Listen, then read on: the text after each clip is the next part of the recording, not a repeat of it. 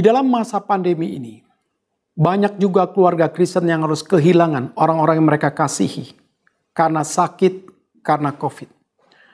Kita bisa melihat contoh, banyak juga gereja yang menjadi klaster yang baru. Pendeta-pendeta menjadi klaster yang baru.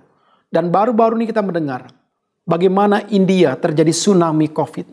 Banyak orang bertanya, di mana Tuhan dalam kebaikannya untuk anak-anak Tuhan? Kenapa banyak juga orang Kristen yang harus meninggal? Kenapa banyak anak-anak Tuhan yang juga harus kehilangan orang tua mereka? Nah, pertanyaan di mana Tuhan? Pasti kita percaya Tuhan selalu ada. Karena Tuhan itu maha hadir. Tuhan itu maha kuasa. Tuhan itu maha tahu. Jadi jangan kita mengkotakkan Tuhan. Kalau ada penderitaan berarti Tuhan itu tidak ada. Jawabannya tidak. Tuhan itu maha ada. Dan Tuhan bisa memakai daripada COVID ini supaya kita bertobat kepada Tuhan. Bahkan Tuhan bisa mengizinkan setiap dalam kedaulatannya kapan orang mati, kapan orang hidup melalui masa pandemi ini.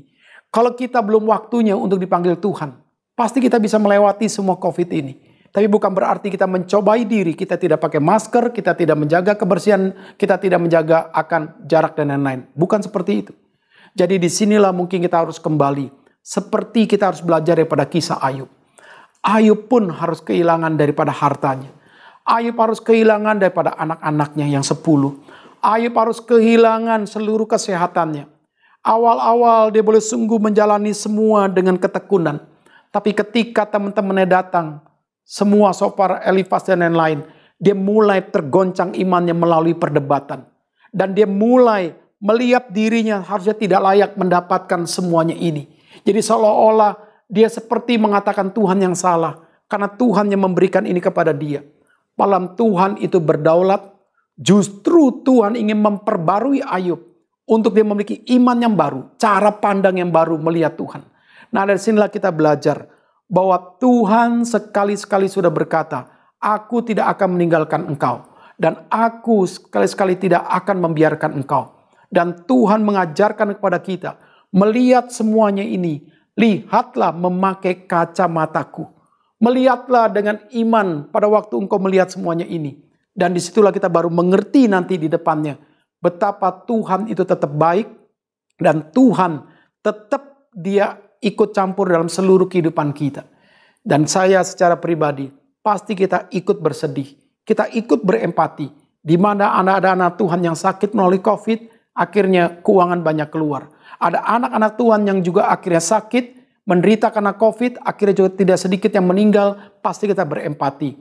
Nah, disinilah saya melihat panggilan kita sebagai anak Tuhan. Kita harus menyatakan kasih kepada mereka di tengah-tengah kesulitan ini. Panggilan kita, tetap kita menempatkan diri sebagai sahabat iman untuk mereka, supaya mereka bisa melewati masa kesedihan ini, dan mereka akhirnya tetap melihat Tuhan itu hidup, Tuhan memegang tangan mereka. Nah, kita secara pribadi, kita kadang-kadang bisa mengeluarkan pertanyaan itu. Seolah-olah orang Kristen tidak akan kena penderitaan. Seolah-olah orang Kristen tidak akan kena kesedihan. Seolah-olah orang Kristen tidak akan kena kematian kepada COVID. COVID ini bukan kutuk. COVID ini bukan aib. COVID ini ada dalam kedaulatan Tuhan. Untuk kita semua retreat. Kembali engkau mengandalkan Tuhan. COVID ini diizinkan Tuhan di seluruh dunia. Supaya kita sadar. Untuk kita jangan menyombongkan diri.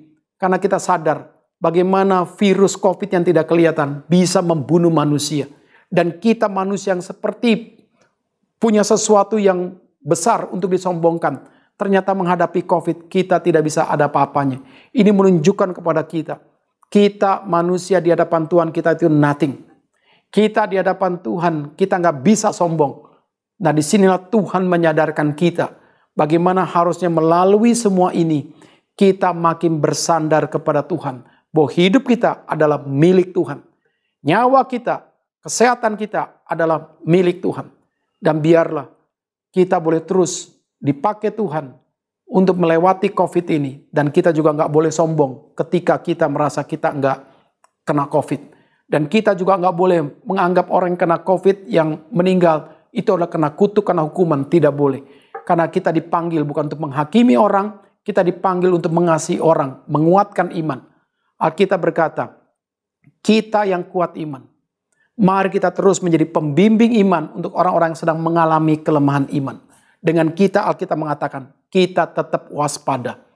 Nah, disinilah Tuhan sedang mengajarkan bagaimana gereja dipanggil untuk membangun satu komunitas yang sehat di tengah-tengah masa pandemi ini. Keluarga dipanggil untuk membangun unit gereja yang kecil, memiliki komunitas yang sehat. Anak-anak muda dipanggil berelasi untuk bagaimana membangun relasi yang sehat.